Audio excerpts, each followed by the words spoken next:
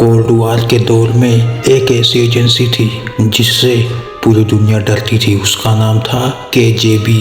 दुनिया में कई खुफिया एजेंसियां हैं, लेकिन एक एजेंसी ऐसी थी जिसका नाम सुनकर ही दुश्मनों के दिल में डर पैदा हो जाता था। उस एजेंसी का नाम था केजीबी। सोवियत यूनियन की यह खुफिया एजेंसी जासूसी, हत्या, अपहरण और गुप्त मिशनों के लिए जानी जाती थी।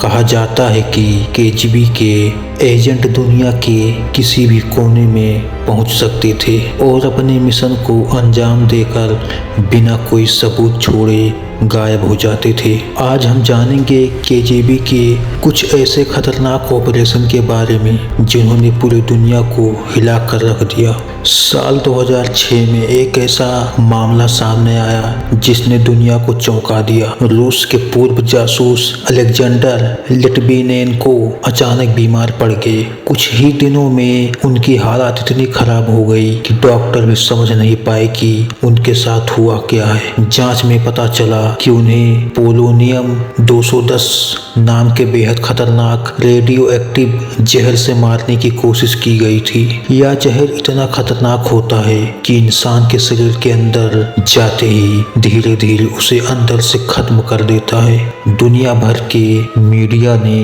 आरोप लगाया कि इस ऑपरेशन के पीछे सोवियत खुफिया एजेंसी केजीबी का हाथ था। यह मामला इतना बड़ा बन गया कि अंतर्राष्ट्रीय राजनीति में भी भूचाल आ गया। 1978 में लंदन की सड़कों पर एक अजीब घटना घटी। बुल्गारिया के लेखक और सरकार के आलोचक जॉर्जी मार्कोव बस स्टॉप पर खड़े थे। तभी एक आदमी उनके पास आया और छाते से हल्का सा धक्का देकर निकल गया। मार्कोव को लगा कि यह सिर्फ एक दुर्घटना थी, लेकिन कुछ घंटे बाद उन्हें तेज बुखार और दर्द शुरू हो गया। 3 दिन बाद उनकी मौत हो गई। पोस्टमार्टम में पता चला कि उनके शरीर में रिसिन जहर की एक छोटी सी गोली डाली गई थी।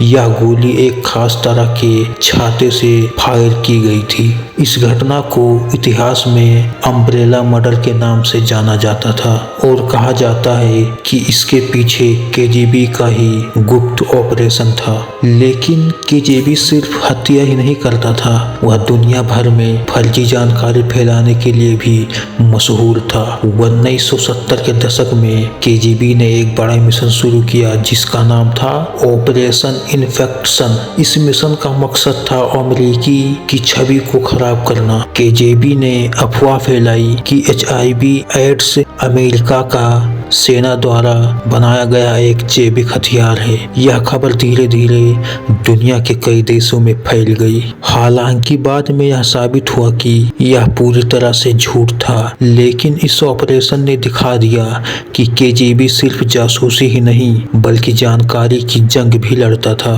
केजीबी का सबसे बड़ा हथियार था उसके गुप्त एजेंट। कई बार ये एजेंट साधारण नागरिक बनकर दूसरे देशों में सालों तक रहते थे। ऐसा ही एक मामला सामने आया रुडोल्फ एबल का। वे अमेरिका में एक फोटोग्राफर बनकर रह रहे थे, लेकिन असल में वो केजीबी के टॉप जासूस में से एक थे।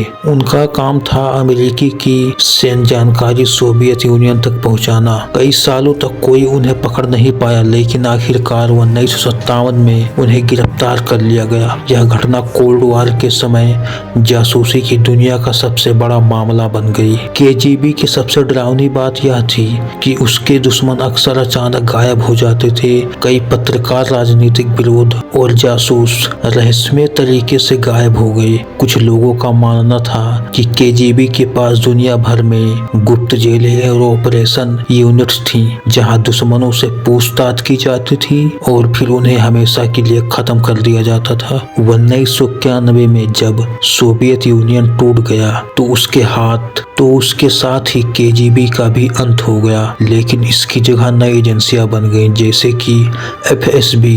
कहा जाता है कि आज भी इन एजेंसियों में केजीबी की पुरानी रणनीतियों का इस्तेमाल होता है। केजीबी सिर्फ एक खुफिया एजेंसी नहीं थी, यह एक ऐसी शक्ति थी जिसने दशकों तक दुनिया की राजनीति को प्रभावित किया। इसके गुप्त ऑपरेशन कितने खतरनाक और रहस्यमय थे कि आज भी उनकी पूरी सच्चाई दुनिया के सामने नहीं आई, और शायद कई ऑपरेशन ऐसे भी हैं जिनके बारे में हम कभी जान ही नहीं पाएंगे। तो दोस्तों, क्या लगता है इस एजेंसी के बारे में? पहले की सारी सच्चाई बाहर आ सकती है? कमेंट में जरूर बताएं।